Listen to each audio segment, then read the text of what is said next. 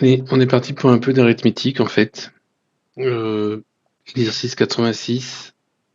Alors, qu'est-ce qu'on a? On a des antirelatifs. On a P et A qui sont premiers entre eux, P et B qui sont premiers entre eux, alors P est premier avec AB. Alors, on va utiliser l'identité de Bézout. Alors, P et A premiers entre eux, ça veut dire qu'il existe UV, deux antirelatifs, tels que P, U plus A, B égale à 1. Et de la même manière, il existe U' et V'. Alors, on va l'écrire V et U', V'.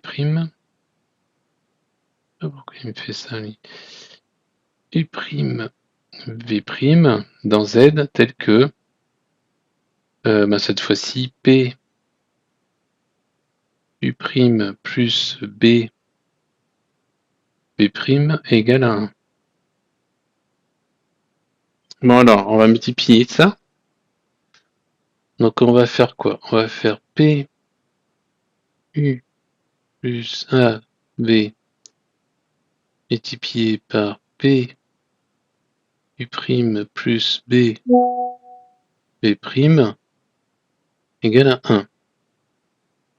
Bon ben ça, on va, ça va faire du PU et U' plus PU B V' plus AV P U' plus AV B V'. Alors, on va reconnaître quoi là-dedans? On va, non, c'est pas ça que je vais prendre. On va reconnaître qu'on a du AB là. On va reconnaître que là on a P, là on a P et là on a du P. Donc en fait, on va pouvoir écrire quoi? P facteur de machin truc plus AB facteur de machin truc égale à 1. Alors le machin truc, on va quand même l'écrire, hein. Ce serait pas mal. Donc ça, c'est V'. Et là, on a P U U' plus B U V' plus A V U'.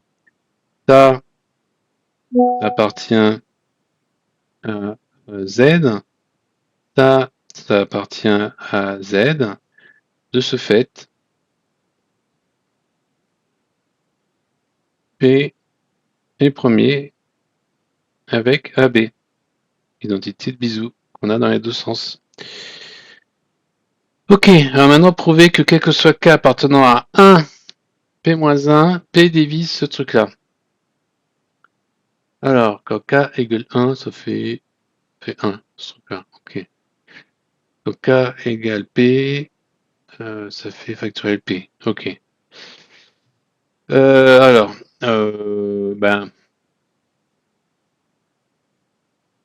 quel que soit K appartenant à 1 P-1, K parmi P multiplié par factoriel K, c'est égal à quoi? C'est égal à factoriel P sur P moins K factoriel multiplié par factoriel K et avec un factoriel K en haut.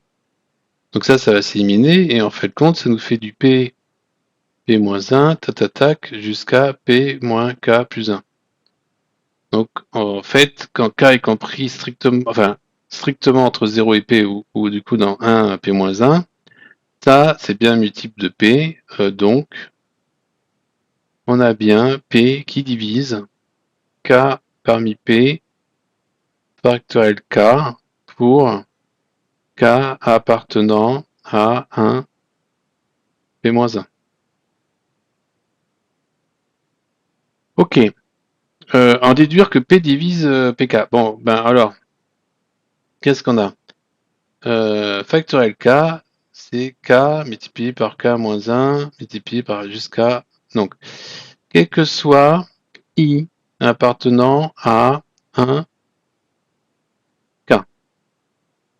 Avec k, il y a entre 1 et p moins 1.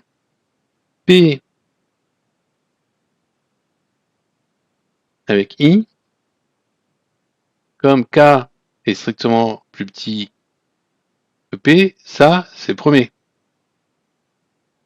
Bah, tous les nombres p est un nombre premier, donc il n'a pas de diviseur, donc tous les i...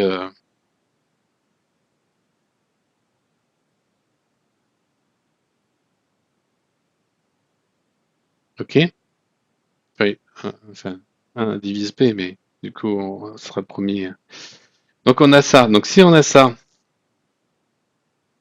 on peut, avec les résultats de la question 1,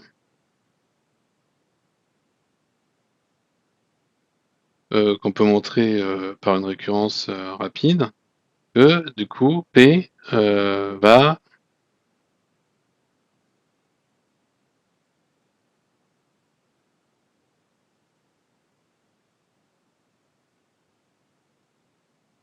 je sais pas si je l'écris super bien, mais en fait, ça c'est P factoriel, ça c'est 1.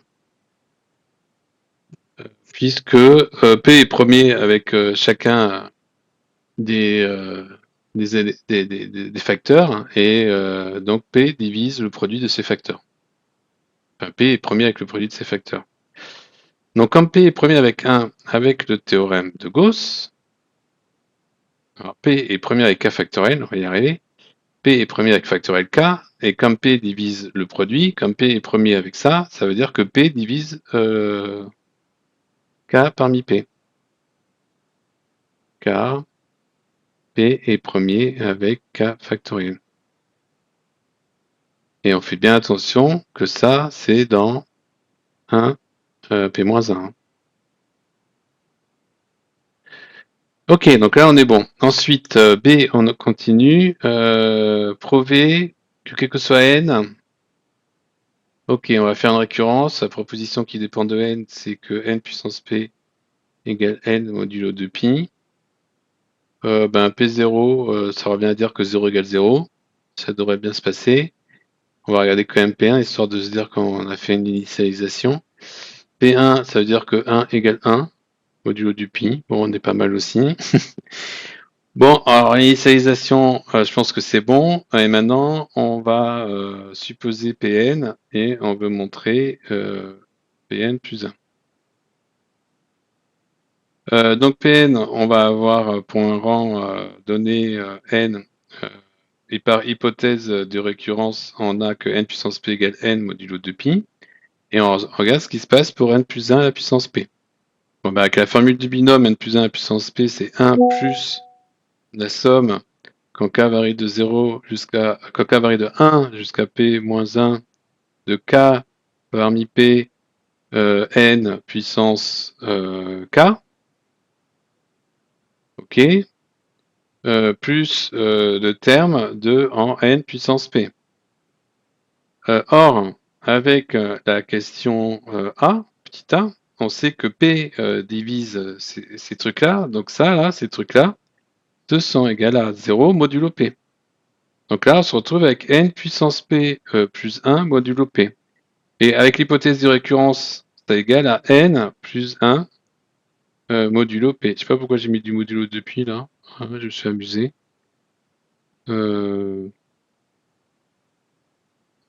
Modulo p là. Hein. Donc du coup, on a bien donc p n plus 1 est vrai, et donc conclusion, on a bien montré par récurrence que n puissance p égale n modulo p. Très bien. Alors, allons-y. On va terminer ce petit exercice. Qu'est-ce qu'il nous reste à faire? Alors déjà, je vais faire un petit peu de nettoyage par ici. Et on va regarder ce qu'il nous reste. En déduire que potentiel naturel n, P ne divise pas. Alors, P ne divise pas n.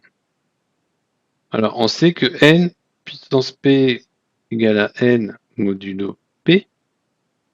ce qui fait que n puissance p moins n, c'est un multiple de p, hein, c'est égal à 0 modulo p, ce qui nous donne que n puissance n, p moins 1 est égal à 0 modulo p.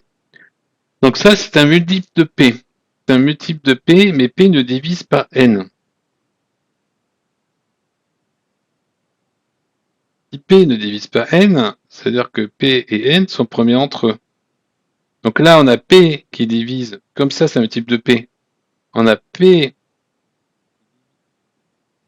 n multiplié par n puissance p moins 1 moins 1, et p et n premiers entre eux. Donc on utilise à nouveau le théorème de Gauss, qui nous permet d'affirmer que du coup, p divise n puissance p moins 1 moins 1.